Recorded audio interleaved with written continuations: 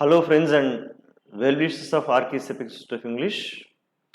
I am very much delighted to invite you to our 75th episode of the vocabulary. Successfully, we have reached up to 75th episode. Fine. Hope you people are following the vocabulary with a lot of interest. Nice.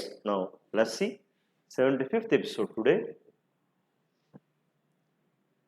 Byju's US lenders move Supreme Court against quashing insolvency. Byju's US lenders అంటే బైజూస్లో పెట్టుబడి పెట్టిన వాళ్ళు ఎవరైతే ఉన్నారో అప్పులు ఇచ్చిన వాళ్ళు సుప్రీంకోర్టుకు వెళ్ళారు అగెయిన్స్ట్ క్వాషింగ్ ఇన్సాల్వెన్సీ. అంటే ఈ బైజూస్ అనే సంస్థ దివాళా తీసినట్టుగా ప్రకటించడానికి రెడీ అయింది. దాన్ని చెల్లనట్టుగా ప్రకటించమని, క్వాష్ అంటే కనుక చెల్లుబాటు లేనిదిగా ప్రకటించు. To say officially that decision made by a court is no longer legally acceptable or correct. అంటే కోర్టు ఒకటి ప్రకటించిన దాన్ని, అది to say officially that a decision made by court is no longer legally acceptable, అది న్యాయపరంగా అది వర్తించదు, అంగీకరించబడదు అని ప్రకటించడాన్ని, కొట్టివేయడాన్ని క్వాష్ అంటారు. ఆల్రెడీ చెప్పిన ఒక స్టేట్మెంట్ని కొట్టి పారవేయడం అంటే ఇన్సాల్వెన్సీని కొట్టేయమంటున్నారు. ఇక్కడ ఇన్సాల్వెన్సీ అంటే చూద్దాం. ముందు క్వాష్ అంటే ఏంటి? ఇది his conviction was later quashed by the court of appeal. His conviction అంటే ఇక్కడ నేరం, ఆయన నేరం కాదు, చేయలేదన్నట్టుగా అతను చేసిన నేరం దాన్ని తప్పుగా కొట్టేసింది. I mean to say that his conviction was later quashed. అతని మీద నేరం ఆరోపించారు, అది కాదు అని కోర్టు కొట్టివేసింది. అతను నేరం చేయనట్టుగా ధృవీకరించి అతన్ని వదిలేసింది. క్వాష్ అంటే ఇంకోటి సప్రెస్ వస్తుంది, అంటే అణిచివేయడం. The rumours were quickly quashed అంటే వచ్చిన వదంతులన్నీ కూడా వెంటనే అణిచివేయబడ్డాయి, తొక్కివేయబడ్డాయి. The government moved quickly to quash the revolt. Revolt అంటే తిరుగుబాటుతనం.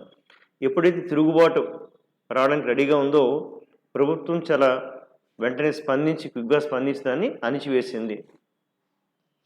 అలాగే ఇన్సాల్వెన్సీ అంటే కనుక బ్యాంక్రప్సీ అంటే దివాళా తీసినట్టుగా ప్రకటించడం, అంటే కోర్టును ఆశ్రయించి మేము ఇంకేం చెల్లించడం, మేము దివాళా తీసామని ప్రకటించడం. So the state of not having enough money to pay what you owe అంటే నువ్వేదైతే రుణాలు తీసుకున్నావో అది చెల్లించినట్టుగా ప్రకటించడం. అలాగే బైజూస్ ప్రకటించింది, దాన్ని కొట్టిపోయామని యుఎస్ లెండర్స్ అప్పుల వాళ్ళు కోర్టుకు వెళ్ళారు అనమాట. ఇక్కడ అంటే కొద్దిమంది ఏం చేస్తారంటే డబ్బులన్నీ కూడా సంపాదించుకొని,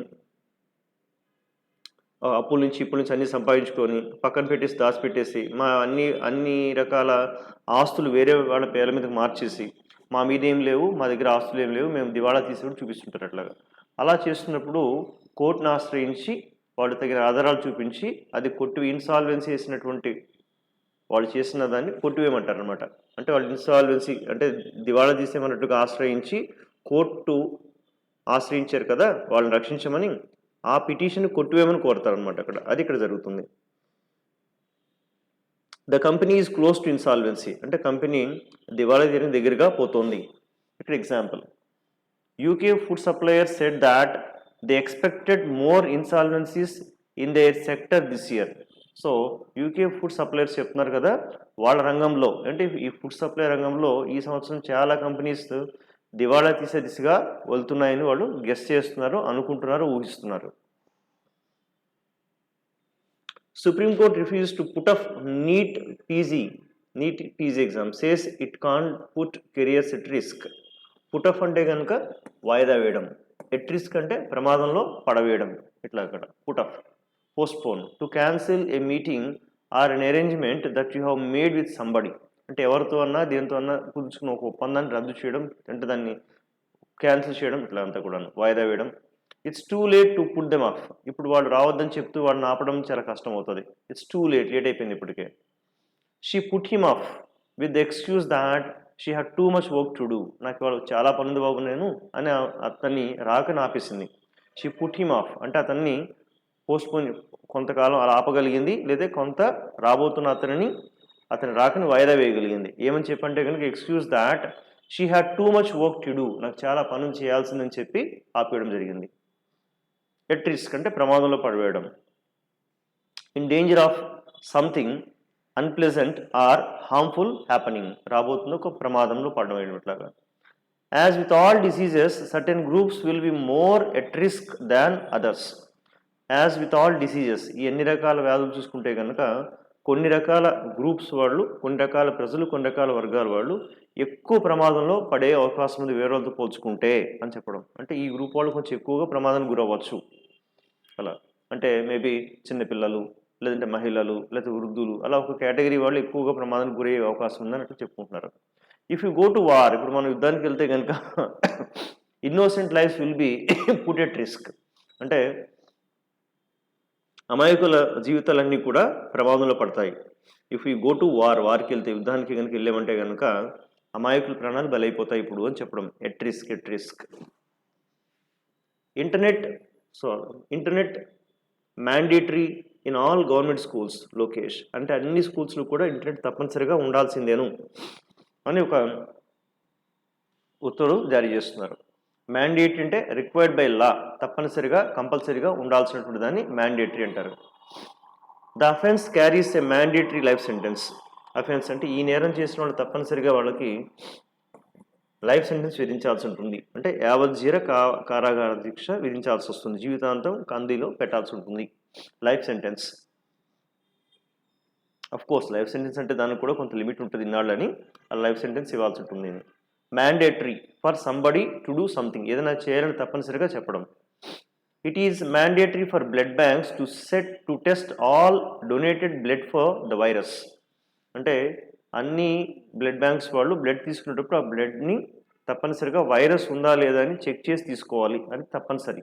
it is mandatory for all blood banks to set all donated blood for the virus కు టెస్ట్ చేయాల్సి test. CM state government to take up చైతన్యం 2.0 ఫర్ ట్రైబల్స్. సో టేకప్ అంటే చేపట్టు, లేదంటే ఒకదాన్ని నిర్వహించు, ఇట్లా అంతా కూడాను. To learn or start to do something, ఏదైనా నేర్చుకోవడం, ఏదైనా ఒకటి స్టార్ట్ చేయడం. ఎస్పెషల్లీ ఫర్ ప్లెజర్, ఒక ఆనందం కోసం, ఒకళ్ళ బాగు కోసం, ఒకళ్ళ అభివృద్ధి కోసం ఏదైనా స్టార్ట్ చేస్తే టేకప్ అన్నట్టు.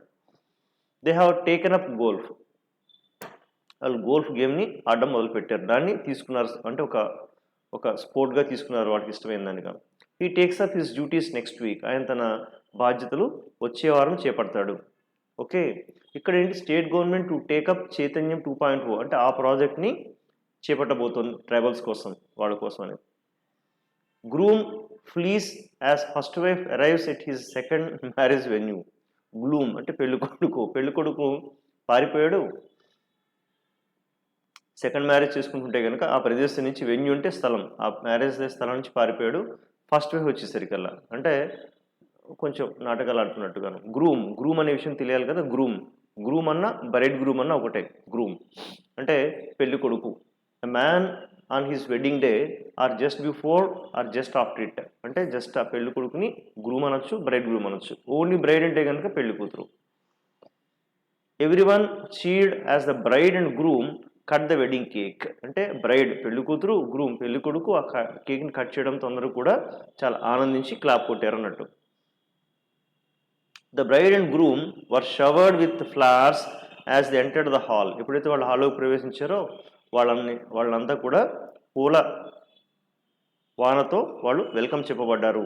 The bride and the groom were showered with ఫ్లవర్స్తో వాళ్ళు వెల్కమ్ చెప్పబడ్డారని. Olympics muffin mania hits India. అంటే ఈ పర్టికులర్ ఐటమ్ ఏదైతే ఉందో మఫిన్, అది ఆ పిచ్చి ఇండియా కూడా అంటుకుంది. Olympics muffin mania hits India.